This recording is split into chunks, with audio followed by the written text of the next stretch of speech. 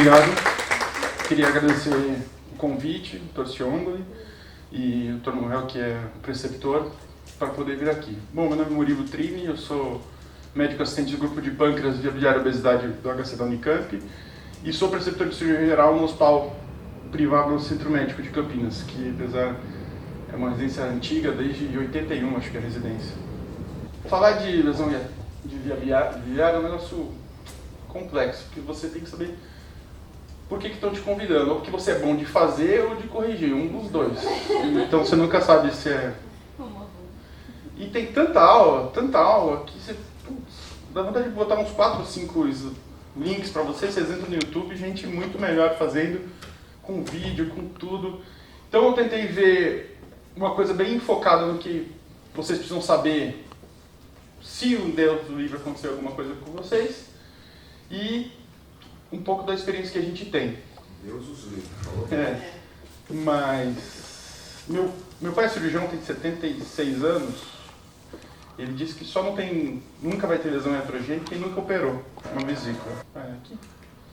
Bom, a definição basicamente é lesão inadvertida, a gente não tem intenção de fazer uma lesão. Basicamente durante o processo cirúrgico. Estatística, né? Quando isso acontece? Os melhores trabalhos antigos falam de 0,2% a 0,3% nas cirurgias convencionais. Quando migrou a década de 90, os anos 2000 para a laparoscópica, você teve um boom de lesão e depois do tempo que as equipes foram ficando mais experientes, você teve uma mudança voltando muito próximo dos números da cirurgia aberta. O problema isso em prova dá bastante problema porque tem mais lesão por vídeo, só que estatisticamente é difícil você conseguir provar que é por causa do vídeo. E hoje você não tem mais essa discussão porque tudo virou vídeo. Raramente você vai operar alguém aberto. No Brasil tem um trabalho complicado, que se você for buscar a estatística brasileira, teve uma vez um inquiry, né, uma pesquisa que o professor Savassi fez, e dali o nosso número é mostrado como 0,18. Mas 0,18 é tipo um mesa de bar se perguntar para os colegas quem foi que broxou. Ninguém vai contar. É muito abaixo de qualquer lugar do mundo. Mas é um número. Tá. E para vocês saberem mais ou menos fazer a conta de bolo, no SUS faz em média 150 a 200 mil vesículas ano no Brasil. Se colocar 0,4%, 0,6%, vai dar bastante. E o custo de uma lesão, fora o custo social, é estimado de 20 a 150 mil euros uma lesão, depende se é uma lesão menor ou maior. E os números explodem. Isso sem contar quando não evolui para transplante, que daí o céu é o limite, né? O que eu gosto de falar é que tem 2 vítimas, pelo menos, na lesão. O paciente e o médico. E a gente tem que acabar lidando com as 2 pontas. Você precisa ajudar o paciente, mas hoje uma preocupação muito grande da sociedade, principalmente a Sociedade Americana de Cirurgia, eles já têm programas para como se fosse um coaching e acompanhamento dos médicos que tiveram lesão. Para o cara se restabelecer. Tem gente, todo mundo já ouviu falar, médico que largou a cirurgia por causa de alguma coisa. Acontece mesmo. Eu não tenho nenhum conflito de interesse econômico, eu já fiz algumas abordagens, tanto de reconstrução, e eu já participei ativamente em 2 lesões. Uma como assistente e uma minha mesmo, em 2015. Aqui eu estava no final da residência e outra aqui. E eu posso falar que eu já vi 2 dos melhores cirurgiões e professores que eu já operei na vida terem lesão também. E é um velório. O importante é como você reage a ela. Eu posso falar, as 2 pacientes, essa dona Cláudia está bem, foi em 2006, eu identifiquei a lesão, não reconstruí primário, eu mantive o clipe para ver se dilatava, uma semana depois a gente reoperou e fez uma hepatocitogenostomia, o paciente evoluiu bem, não tinha lesão vascular, graças a Deus ela não teve nenhum problema maior, ela já teve alta no ambulatório até. E essa outra paciente aqui é uma ressonância de 10 anos também após a reconstrução. Você pode ver aqui que tem o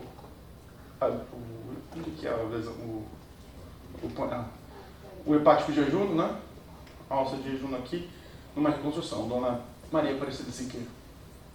Então, eu sei o nome delas decoro, pra você ver o quanto o negócio marca, tá? Então, vocês sabem agora por que eu estou aqui, eu sei as duas coisas, né? Já participo, infelizmente. Quando a gente vai estudar a lesão, como é difícil você ter qualidade de evidência e qualidade de material, você tem que saber aonde você vai estudar. De todos os trabalhos que a gente tem, fica difícil trabalhar com números grandes, porque os números grandes geralmente são resultado de pesquisa de base de dados, e as bases de dados são pouco confiáveis. O melhor trabalho que eu acho, pra gente, que é uma aula em si o trabalho, é esse trabalho de 2006, que leva em consideração a população sueca. E a Suécia tem uma particularidade que tudo lá é registrado num sistema único. É basicamente uma população de São Paulo, né? São 11 milhões de habitantes, e tudo catalogado e visto. Esse trabalho é legal porque ele pega essas 150 mil vesículas e ele acompanha desde 90, então a evolução, o começo da laparoscopia, o meio da laparoscopia, depois divide, e ele que define aquela lesão de 0,4 a 0,6. Mas nos comentários finais, os autores ainda falam que aquilo está subdimensionado, porque ele, na seleção dos critérios, se o paciente teve uma lesão menor e foi tratado exclusivamente por endoscopia, por CPRE, ele não entrava no critério, ou ele escapava no filtro. Então ele achava que podia ter mais lesão do que, como se fosse a gastroclínica pudesse, o endoscopista de uma parte dos doentes, e esses doentes não aparecessem no final do trabalho. Então isso é bastante interessante. Esse trabalho define alguns fatores de risco que são bem definidos. Homem, cirurgia de urgência, que é colecistite, basicamente, e idade mais de 60 anos. Na realidade, a idade, é legal você entender que ele linearmente o risco sobe. Se dividir a população a cada 5 anos, a partir de 30 anos, ele vai sempre subindo o risco, até que depois de 70 anos é todo um risco só, que chega a ser 2 vezes o risco relativo de lesão para homem idoso do que em relação ao resto da população.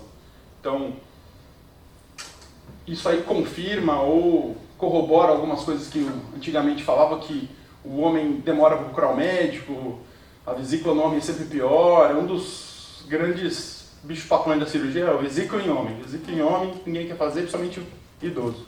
Murilo, eu colocaria mais um fator. Magro. Homem magro, que demora para ser ir no médico. Esse é um fator que você tem que tomar muito cuidado. Não sei se é a sua experiência, mas a nossa experiência é essa. O coxinho gorduroso do obeso acaba protegendo alguma coisa, a reação inflamatória é diferente, né? Aquelas vesículas esclerotróficas que você não sabe, que você apanha 3 horas para operar e daí aparece um amendoim assim. Cuidado. Nossa, que um terror. Uma grande briga que vem de idade, de tempo na cirurgia, na via biliar, e vocês vão ver sessões e sessões e sessões de briga, se faz colangio mandatória ou se faz colangio seletiva. Esse trabalho é o mais recente que eu achei, e pode ver, 2021, publicado na revista top, no British Journal, e mais uma vez a Suécia tentando ditar um pouco o que vai fazer ou não. A Suécia tem um acompanhamento bem importante dos pacientes com lesão de via biliar e com vesícula. Tudo é cadastrado, é referência no mundo. Basicamente o que a Suécia faz para via biliar, a Holanda faz para pâncreas hoje. É impressionante. E ele está tentando justificar que eles fazem. Então é meio... O doutor Fernando falou sobre ciência. Uma das coisas que a gente aprende de ciência é que, teoricamente, ciência é a arte de você torturar o número até ele falar o que você quer ouvir. E o trabalho é bom, é bem feito, mas ele esbarra numa coisa do método. É uma revisão de meta-análise, uma revisão que você precisa, para construir um muro, você precisa do tijolo. E o tijolo é a informação básica, a informação crua. Então você precisa pesquisar e você precisa de uma informação boa para você poder. Tem meta-análise, tem gente famosa por isso, de fazer meta-análise, publicar, ganhar prêmio em congresso, e na verdade ele não fez nada. O computador fez tudo para ele. Só que você precisa da informação básica, a perguntinha boba, né, o trabalho bobo, que é o que vai construir uma meta-análise grande. Tá? Então isso é importante. E ele tem uns números que é difícil da gente Ele justifica, tem em consideração custo, qualidade de vida, e no final ele prova o que ele queria provar, que tem que fazer colanjo. O trabalho é bem feito mesmo. E ele justifica com os custos que, mesmo no Brasil, são difíceis de você acreditar. Ele coloca que a colanjo, quando você faz ela de rotina, ela custa 300 euros. E quando você faz ela seletiva, em alguns casos não, ela custa 550. E 300 é um número bem próximo de custo no Brasil, qualquer coisa, um raio-x custa isso. E daí ele fala que demora 12 minutos para fazer uma colanjo. Olha, eu não imagino um hospital com uma colanjo em 12 minutos. Tudo pronto. Pelo menos nos hospitais que eu trabalho, mesmo no privado, até você convencer o cara do raio-x, vir na sala, você paramentar, você convocar, você entrar, você fazer, putz, e fala que é 25 minutos, né? No pior das hipóteses. Olha, na minha experiência, e quando eu vejo tem uma equipe grande de Campinas e de gente muito boa que faz praticamente para todo mundo, turma da Lise, que demora o dobro do tempo, para quem faz e quem não faz. E a nossa equipe, geralmente a gente não faz. Já tentaram estratificar com os riscos, que é microcálculo, alteração de exame, tudo para você racionalizar como fazer isso. E hoje, com a facilidade de fazer coluna de ressonância, qualquer coisa na dúvida, você vai fazer uma coluna de ressonância. Não tem o que você se proteger antes do negócio. E claro, pode ser bobo, mas uma coisa que a gente aprendeu é, não se coloca paciente ictérico na mesa. Tá? Não é só uma vesiclinha no ictérico. Sempre você vai ter que estudar o paciente. Você vai se arrepender bastante, quando for 10 da noite. Então a controvérsia continua, porque mesmo na Europa, isso não é uma conduta que todo mundo faz. E nos Estados Unidos, por custo, menos ainda. E agora? O que a gente vai fazer? Primeira coisa, você lesou. Tem que manter a calma. Manter a calma porque você vai... Lesão iatrogênica, você vai identificar por uma coisa específica. Eu vou falar de lesão iatrogênica basicamente da parte biliar. Eu vou evitar o vascular, que praticamente é um assunto extra e que no final só dá filme de terror. Tem uns vídeos bons para colocar depois. Você vai ver o campo amarelo. Você só vai identificar a lesão iatrogênica se o campo ficar amarelo. E isso é uma das coisas que os advogados, as pessoas que advogam pela colangiografia de mandatória, falam que você consegue identificar antes disso acontecer, ou sem isso acontecer. Respira. Fica calmo. Não adianta brigar com o residente, não adianta brigar com o assistente. Você vai precisar deles. Acessa a lesão. Estadia a lesão. O que é isso? Pô, já estou ferrado aqui, você quer que eu faça o quê? É hora de bola no chão e tentar descobrir o que afinal aconteceu. Você não sabe o que aconteceu. Você viu, está saindo brilho de algum lugar. A última coisa que você pode fazer é botar um clipe a mais. Tem trabalho muito bom mostrando que quanto mais clipe você coloca, maior a chance de lesão. O número mágico parece ser 6. Tá? Quanto tem mais de clipes, tem 6. A última lesão que eu reconstruí, de um rapaz de 30 anos, só no hilo hepático tinham 12 clipes. E não dá pra você falar, o cirurgião é meu amigo, conheço ele, pediu pra eu ir lá ver, tudo acabou bem, o paciente tá ótimo, voltou a fazer mountain bike, já tá pagando um médico de esporte R$1.500, todo mês ele me manda uma lista de exames que quer que eu peça, eu falo, não vou pedir isso, não vou pedir T3 reverso pra você. E 12 clipes. E não adianta, o cirurgião, eu conversei com ele, aquela história acontece, vamos lá, tal, você quer acompanhar? Ele, não quero acompanhar nada. Tá um direito do cirurgião. Na cabeça dele, ele fala, foi tudo normal. Foi tranquilo a cirurgia, eu não estou entendendo o que aconteceu. 12 não é possível ter sido normal, mas é difícil. Ninguém é vilão na própria história, e não é ser vilão, mas você tem um mecanismo de defesa para você tentar se proteger. Tá? Mas no final, tudo bem. E como você acessa a lesão, principalmente? Se for sangue, claro, você vai ver que está sangrando, mas fazendo a colanjo. Então, você falou contra a colanjo? Não foi contra a colanjo. Mas a colanjo é o único jeito de você sanar qualquer dúvida intraoperatória. Esse é o papel da colanjo. E aquela hora, você vai parar, Não é mais uma cirurgia de 30 minutos. Você já falar para o anestesista que vai demorar, que você vai ver, avisa a enfermeira se ela quer passar a sala dos outros. Se você tem doente depois para operar, você vai falar com os doentes que você não sabe o tempo que vai demorar. Porque o momento ali é dar via biliar. Mudou a história, não é mais uma vesícula. Junta todo mundo, isso que eu falei, que é o quê? Conversa, vamos ver, alguém tem alguma ideia, alguém viu alguma coisa, porque todo mundo ajuda. Todo mundo ajuda. A visão, apesar de ser todo mundo olhando para a tela, os jeitos de olhar para a tela são diferentes. Cada um enxerga uma coisa. Né? E como um antigo professor meu da Unicamp, que o Dr. Fernando conhece, o Dr. Fagundes, brilhante cirurgião, falava, Deus se manifesta nas formas mais simples de vida. Então o R1 pode dar pitaco, você vai ouvir. Não se manda ficar quieto, mas é importante. Tá? Nessa hora é bastante importante. Eu sou Drew Brees, ele aposentou. Chama ajuda. Tá?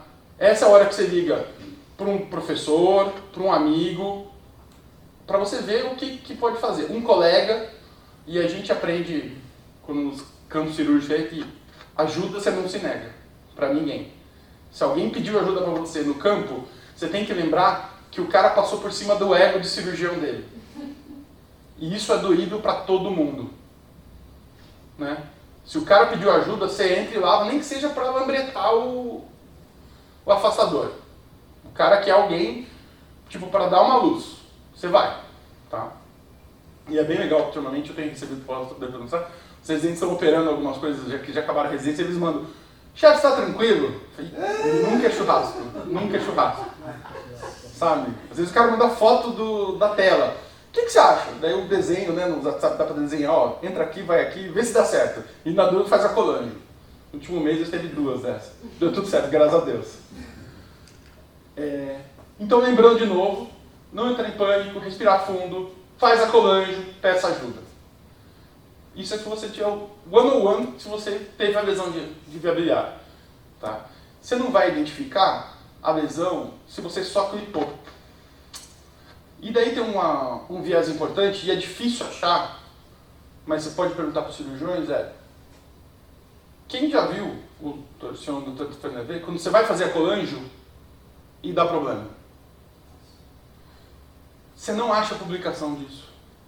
Não tem publicação de problemas de colândio.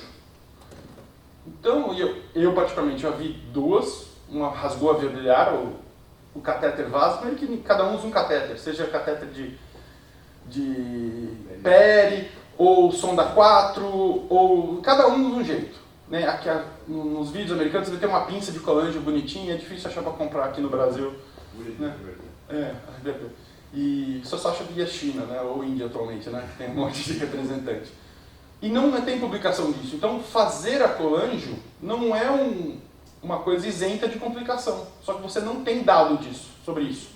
Então isso piora a nossa avaliação daquele tijolinho para saber se vai fazer ou não vai fazer.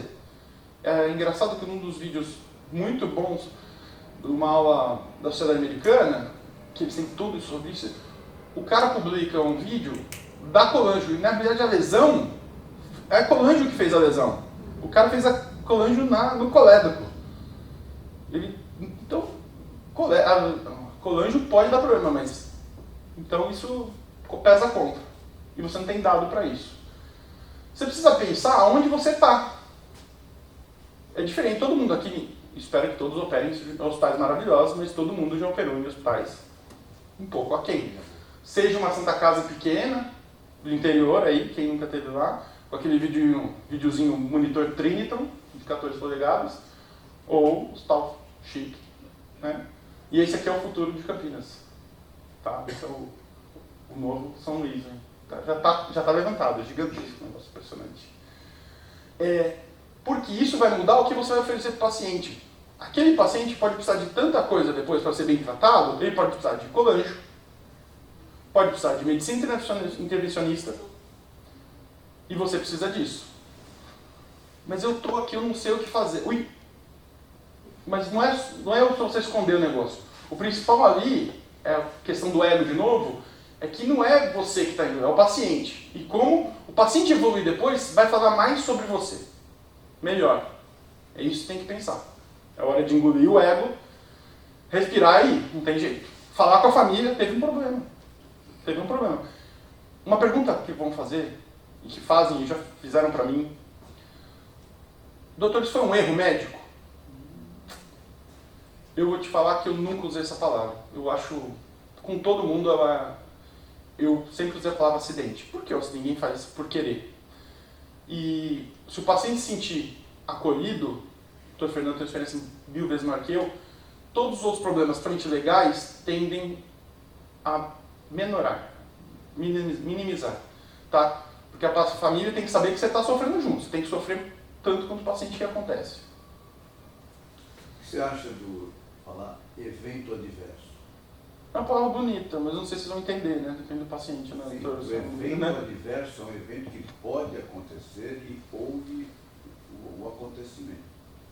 Né? Talvez aquele consentimento informado. Né? O que o senhor sugere, doutor Fernando? Como? Eu sugiro que sempre que usar a palavra erro, lembre dos três, prudência, perícia e diligência.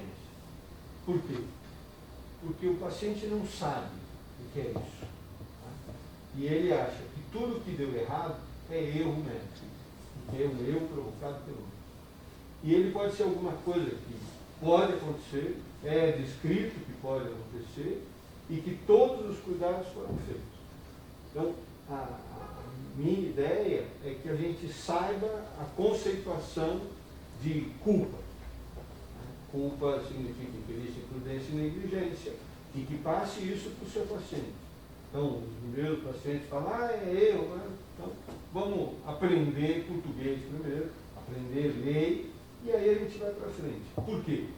Porque se você falar que é um acidente, é uma possibilidade. Mas para ele causa sempre a espécie que o acidente tem um culpado. Assim como o evento adverso, é uma forma bonita de falar, mas deixa sempre em dúvida. Né? Aí ele tinha que usar o português. Mas sempre informar. Sempre informar.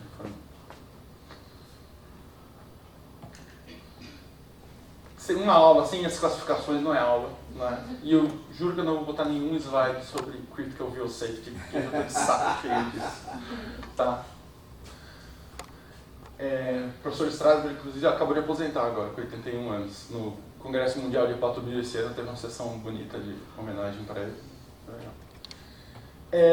Tem várias classificações, mas todo mundo depois quando vai se referir, vai falar, apesar das classificações de Strasberg e Stuart Way serem melhores, porque elas falam sobre o mecanismo de lesão, principalmente o mecanismo laparoscópico dela, né? Principalmente aqui sobre os clips e sobre a lesão vascular associada, a gente acaba, quando vai descrever, vocês falam de novo do Bismuth, que é o mais clássico, é o mais fácil de entender, e é o que todo mundo entende, tá? Uma característica importante sobre lesão e que aconteceu nos últimos anos, a gente já viu isso inclusive na nossa casuística da faculdade, é que o padrão de lesão de vídeo e de cirurgia aberta é diferente. A lesão aberta geralmente é uma lesão mais baixa e a de vídeo é uma lesão mais alta e com mais risco de lesão vascular associada. Porque o mecanismo de lesão é diferente. O mecanismo do vídeo, geralmente o cirurgião ou tem um vasinho que sangra ou rasga, e quando vai controlar a parte vascular, ele acaba lesando a via biliar. A história dos clips. Né? Ele bota muito clipe quando ele está sangrando. Então, somente se estiver sangrando, a primeira coisa a fazer, se você conseguir, é comprimir. Entra com um trocadeira a mais e o colega comprime aquilo ali. É a melhor coisa a fazer. E daí você acessa de novo para ver o que realmente está sangrando.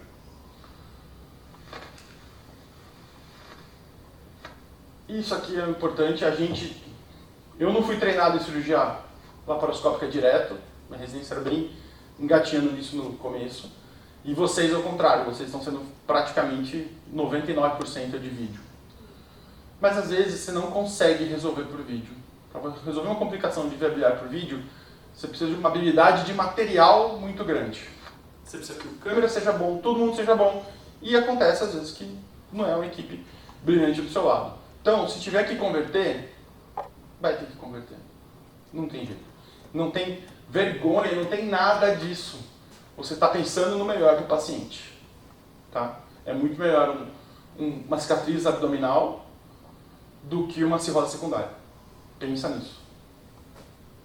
Falando dos métodos, às vezes você vai conseguir controlar só com CPRE ou com CPT, que é a conjuntivansparieto, cada vez mais sendo usada, e você só vai conseguir isso sabendo acessar que tipo de lesão foi feita. Se a colânge não te orientou, o que é difícil, ou se a lesão for tardia, você vai pedir um método para desenhar a viabilidade de novo, porque o principal é a fonte de ressonância. Torciôngulo conhece isso aqui, o Dr. Fernando conhece, vocês às vezes nem tem no hospital mais, que é o dreno de Kerr. Que é um dreno que salva muito, já salvou muito, isso aqui acompanha a história da via biliar. Tem gente que odeia. O J. É o duplo J da via biliar, é a melhor definição. Né? Muito bom. Eu falo isso aqui porque tem hospital que não tem. Não sei se aqui vocês estão tendo problema, porque estava até difícil de achar para comprar, uma época atrás. Antigamente tinham vários tamanhos, hoje você desce só onde você acha. Daí você acha um 16 que não entra na via biliar. Gigante. Que é um dreno em T, de látex geralmente, que você coloca na via biliar e você reconstrói em cima. Isso aqui é a coledocotomia clássica, como foi descrita antigamente. E aqui a reconstrução usando ele como molde. A ideia aqui basicamente é você tirar a pressão da via biliar, porque antigamente tem que lembrar que CPRE, 20 anos, mais ou menos do final dos anos 90 para cá. Né? Então é um negócio bem mais recente, e isso a gente está falando de uma solução que salvou a vida de cirurgiões de via biliar durante um século. Dúvidas que sempre... Reconstrução. Você vai reduzir primário, rápido, ou vai deixar para depois? Tudo vai depender do momento e como foi. São os trabalhos mais que de 2020. Novamente, uma meta-análise está na moda fazer e ter revisão sistemática. Lembrando que isso não é nada sem o tijolinho, sem os trabalhos base. E é aí que vem a dificuldade. Né? Lembra que tem que buscar a melhor evidência possível. E às vezes a melhor possível é uma evidência fraca. O que a gente viu isso aqui? O que ele mostra? Que as anastomoses primárias têm mais complicação. Principalmente que a maioria delas são feitas no campo operatório, coisas que você tem que pensar que prejudicam e pioram. Às vezes é feito pelo próprio cirurgião, e está provado, catalogado, que o próprio cirurgião raramente consegue ter a expertise para manejar corretamente. Por quê? Então, tem uma discussão grande se tem que ser um cirurgião experiente, um cirurgião hepatobiliar, que é uma formação relativamente recente na cultura cirúrgica.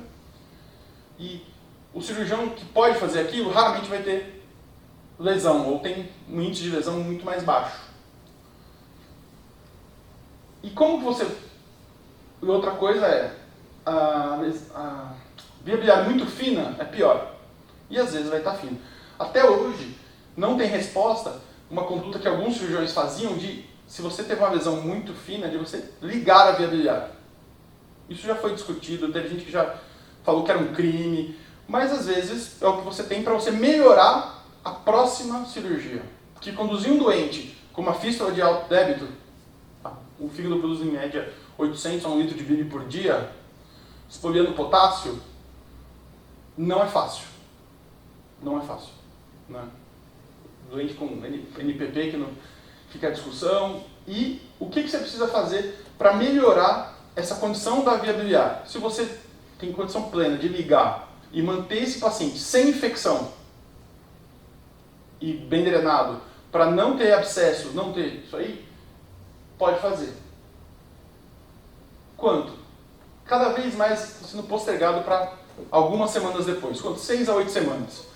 Por quê? A ideia, teoricamente, é você conseguir melhorar a condição, diminuir a inflamação, passa o processo inflamatório agudo. E como você consegue isso? Principalmente se você está drenado. Daí por CPT é melhor, tem menos manipulação. Quando você liga a via biliar, você consegue adiantar essa cirurgia, que mais ou menos em 10 dias, até 10 a 2 semanas, já dilatou o suficiente para você fazer uma anastomose boa. Você tem que pensar que é a anastomose que vai melhorar e vai impedir do fígado evoluir para uma cirrose. Amigador hepático, que eu já falei para vocês. O que pode acontecer? eu já vi 3 ligaduras. Uma foi eu que fiz, aquela que eu falei lá da Dona Maria Aparecida Siqueira. Fiz a colanjo, a viabilidade dela tinha em torno de 4 milímetros. Daí, eu estava no primeiro ano pós-residência, pós-defeito gastro. E a gente operou 15 dias depois, e graças a Deus foi tudo bem, agora está morando em Santos. Ligou. Hã? Eu liguei com um proveninho fino. Liguei mesmo, assim, um transfixante, mas foi tudo para dar certo, uma lesão baixa, um bismuth 2. Na verdade estava operando com aquelas, quando eu operava só com residente, virei na mesa para pegar um negócio e ele rasgou. O pessoal do trauma tinha uma mania de secar usando gaze. Sabe, ele faz um cotonetinho com a gaze assim, e a viabilidade quando está inflamada, ela perde elasticidade. Ela fica um pau. E quando ele foi daquela... rasgou a viabilidade. Eu vi tudo amarelo. O que você fez? Sequei! Não, é muito fino, deve ser o cístico. Fez a colange, eu só descobri que era lesão quando eu fiz a colange. Tá? E daí tem uma frase boa também que a gente aprende, que é a cirurgia é do residente, mas a complicação é do assistente. Funciona bastante. A cabeça dele até eu conto com ele, fez vascular, tudo normal, eu não lembro. Foi um dia eu perguntei, você lembra? Não lembro. Aquela que você ficou bravo comigo? Tranquilo, não, tudo bem. Não quero figura. Então, teoricamente, se der certo, e das outras duas deram certo, uma necrosou. Então, foi um colega que a gente falou, dá um pontinho. Ele deu um pontinho com Vicril, não sei se foi isso, porque o Vicril não aguenta quando você tem infecção, tem inflamação, né? Come, né? E o Prolene, teoricamente, aguenta mais. Né? Quer dizer, para ele não faz nada. Qual a reconstrução?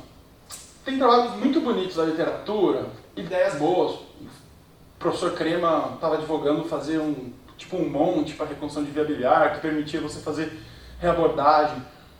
É bonito, mas eu não sei o quanto factível isso de fazer. Né? A gente já viu várias tentativas de fazer. Já vi uma vez o colega colocou um duto e amarrou assim, como se fosse uma ponte. Por que não usar o duodeno? A gente advoga usar o duodeno. Para usar o duodeno, você tem que ser muito baixo e você tem que mobilizar muito o duodeno. Porque o duodeno vai tracionar aquilo e vai estenosar rápido. Tá? Não é porque o duodeno é um lugar ruim de anastomose. Até a laparoscopia, o que a laparoscopia fez, ela botou o duodeno de novo em evidência. Tá? Teve uma época que era praticamente proibido que fazia uma colédoco duodenal, ou uma hepático duodenal, e hoje isso voltou, porque está ali, está do lado, se está dilatado, é mais fácil de fazer, tecnicamente, você não vai usar grampeador, não precisa mexer, levar o jejum lá em cima, e fica bom, mas às vezes a gente já abordou nossa casuística da faculdade, 150 casos, 2 pacientes que estenosaram por ter usado o duodeno, mas não estavam mobilizados, então a gente não recomenda. Gold standard, ninguém discute isso no mundo, é usar o jejum. Tá? O jejum não chega, você só escolhe a alça bem. E uma coisa importante é que nas descrições técnicas, poucos lugares fazem, é você não fazer uma alça muito curta. Tá?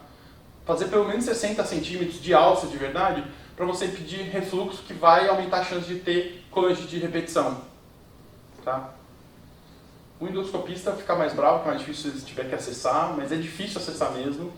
E você tem que pensar no futuro. Mesmo a anastomose muito bonitinha, pode estenosar. Estenosar e formar pedra. E daí a gente já teve que reoperar, porque a gente vai em Campinas, agora que está começando a ter uma radiologista intervencionista melhor, e com material, porque não adianta o cara ser bom e não tem material. Porque você precisa entrar, se alguém já acompanhar, você vai ver que é um trabalho desgraçado, às vezes uma sessão dura 4 a 6 horas. Entrar, dilatar, e se tiver pedra, às vezes ele não consegue fazer, às vezes tem que reoperar de novo. A gente agora está juntando os casos que estão reoperando, só para abrir, lavar, tirar pedra, para voltar os doentes. Essa é uma rapaz que eu falei lá da lesão, essa aqui é uma lesão de 2 semanas, você vê que o fígado já está um pouco baleado. Isso aqui é 14 dias após o evento. Era uma lesão de colédoco muito fino, depois eu esqueci de colocar a foto, mesmo depois de 15 dias clipado, o Carrefour dele tinha 7 milímetros. Não dilatava.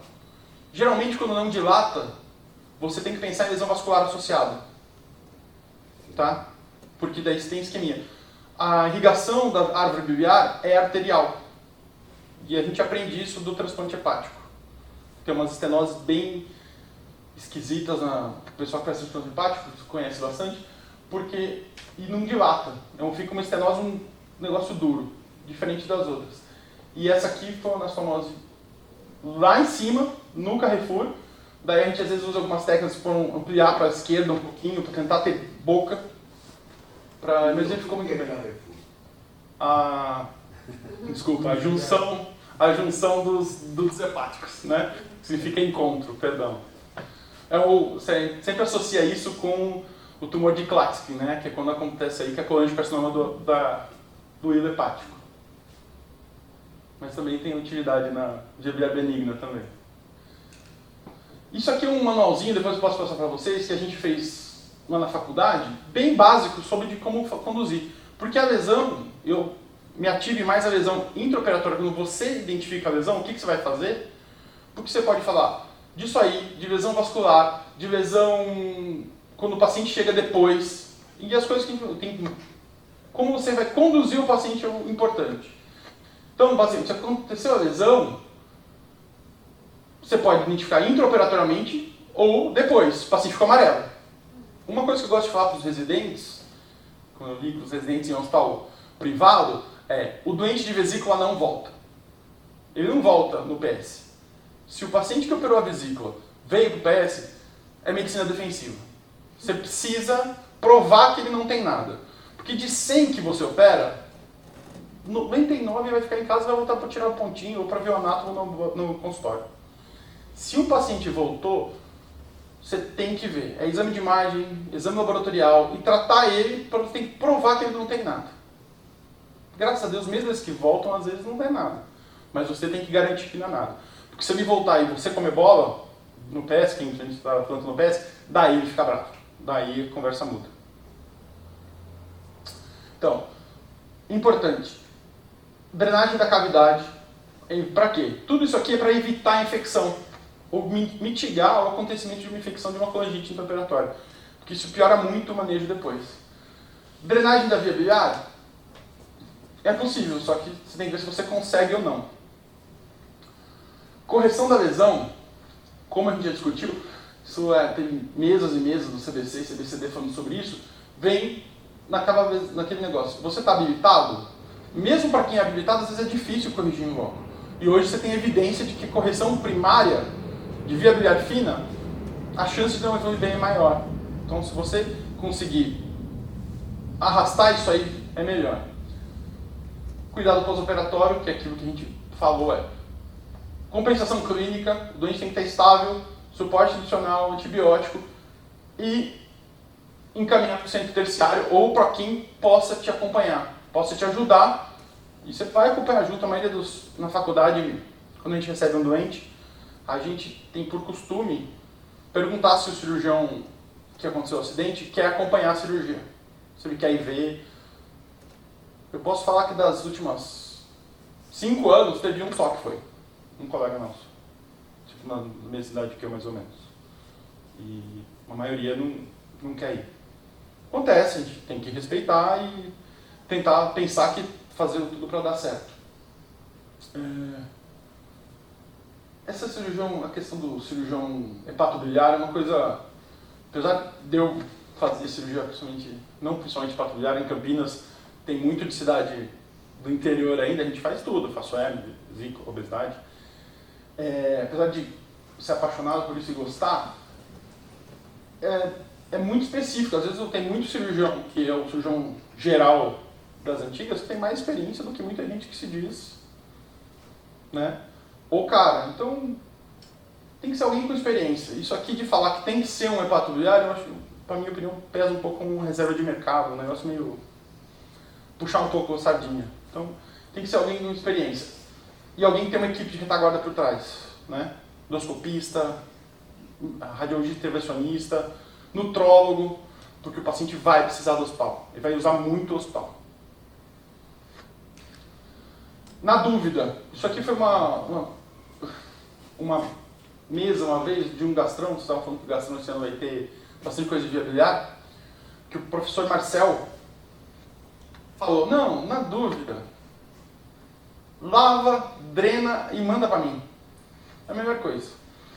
Eu achei, primeira vez que eu vi isso, eu achei um pouco arrogante, não sei o quê. Hoje tinha 100% de razão no que ele falou. Na dúvida, é melhor você drenar, estabilizar o doente e mandar para outro lugar. Concordo. Eu queria agradecer a oportunidade novamente. Aqui são os 2 hospitais que eu trabalho mais. Esse que é o HC do Encamp, né? O Dr. Cordeiro lembra dessa fazenda aqui, praticamente antes, né? Ele é de antes dessa época, né? E esse aqui é o Centro Médico, que é um hospital que é perto e é longe. Aqui, basicamente, aqui é o Unicamp já, e aqui é esse outro hospital que a gente trabalha, que é o Laguinho, basicamente. Obrigado, esse é meu telefone e meu e-mail. Eu tenho os trabalhos, principalmente, eu tenho aqui comigo, eu posso dar para vocês lerem com paciência e calma. Eu tentei uma abordagem bem o que fazer, porque vídeo de tragédia tem um monte aí, a gente recebe no Zap toda semana um vídeo de tragédia de viabilidade, né? E tá igual rastilho de pólvora, né? E qualquer dúvida, estou à disposição aí.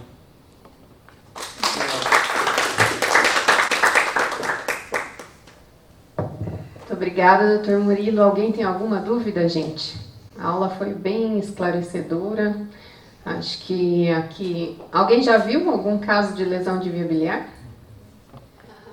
Participei de umas e fiz algumas. E em 45 anos de cirurgia. Então é isso que você falou. Só não tem quem não faz, né?